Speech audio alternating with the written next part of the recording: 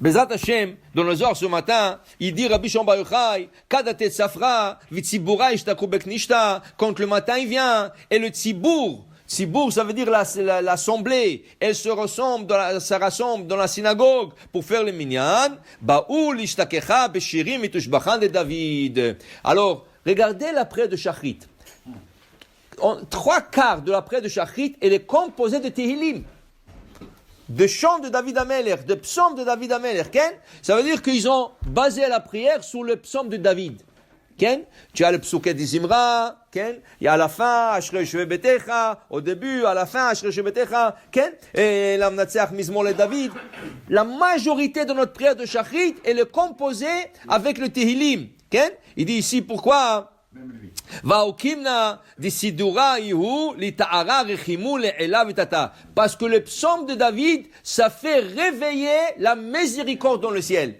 Le psaume de David. La takana tikuni ou la tara chedva. Et ça fait aussi des tikunim. Ça fait des élévations spirituelles. Da beginda levae mita'are lita'ara rechimu chedva d'ella.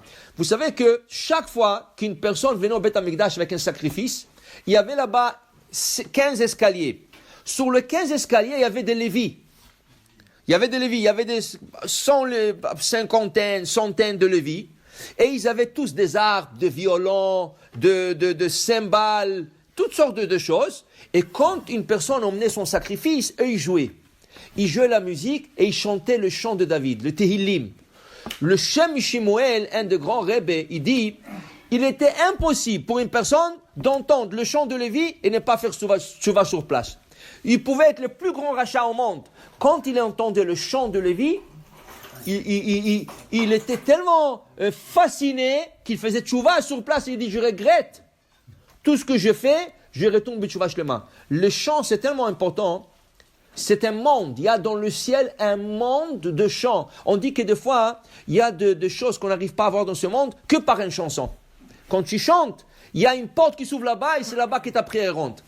Il y avait en Israël un rav, un grand kabbaliste qui s'appelait Rabbi Israël Najara. Rabbi Israël Najara. Il était au temps du Harizal. Ce rav-là, il connaissait les voix du ciel de la musique. Il connaissait les voix du ciel de la musique. Chaque vendredi soir, quand il chantait à table le Shabbat, il voyait sur sa fenêtre des dizaines et des centaines de pigeons blancs qui venaient. Un Shabbat, il chantait, et au milieu de son chant, il voyait que tous les pigeons sont envolés, qui n'était pas normal. Ils sont envolés. Il dit, c'est bizarre, qu'est-ce qu'il y a ce Shabbat?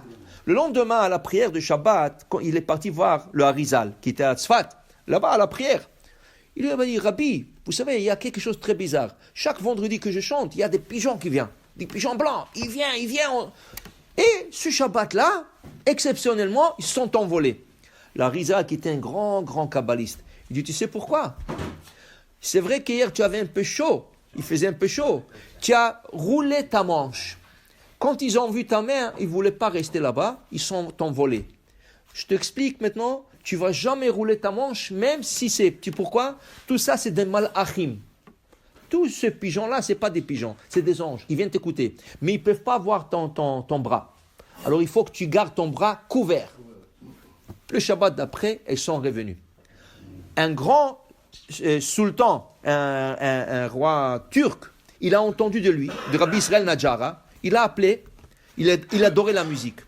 Il lui dit, s'il vous plaît, chantez-moi quelque chose. Il a dit, ok. Il regardait sa montre.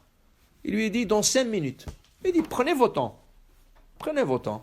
5 minutes après, il lui a fait quelque chose. Il lui a fait moelle. L'autre, il s'est évanoui. Quand il s'est réveillé, il dit, waouh, tu m'as sorti l'âme du corps avec ton chant. Il faut que tu me chantes quelque chose d'autre. Il dit, pas de problème. Il regarde sa montre, 3 minutes. Il dit, prends ton temps. Il lui a chanté une autre chanson. L'autre, il s'est évanoui encore. Il lui a dit, tu m'as mis dans Gan Eden. Il dit, mais dis-moi, j'ai besoin de poser une question. Chaque fois que tu regardes ta montre, qu'est-ce qu'il y a? Pourquoi tu regardes ta montre? Il dit, parce que moi, je vise le temps que les anges ils chantent au ciel, je le chante en même temps ici. C'est pour ça que ton âme sort de toi. Parce que ça, je chante avec les anges. Il connaissait ce rave, le moment que les anges ils chantent à Kosh Baruch Hu. Et ce matin, dans le Zohar, il dit, quand nous faisons la prière de Shachrit, il y a 3 groupes d'anges qui viennent écouter notre Shachrit. Mais il faut le faire un peu en chantant. Parce que ces anges-là, ils chantent. Mitkaneshe telat masharian malachei ilae, des malachim élevés. Et il vient pour t'écouter, faire ton Shachrit. Le premier groupe, c'est le groupe qui chante à Kadosh Baruch Hu le jour. Qui veut dire quoi? Vous savez qu'il y a des anges qui chantent le jour. Il y a des anges qui chantent la nuit. Ou balayla shiru imi. Yomam yetzave Adonai hasdo. Ou balayla shiru imi. Il y a des anges qui chantent le jour. Il y a des anges qui chantent la nuit.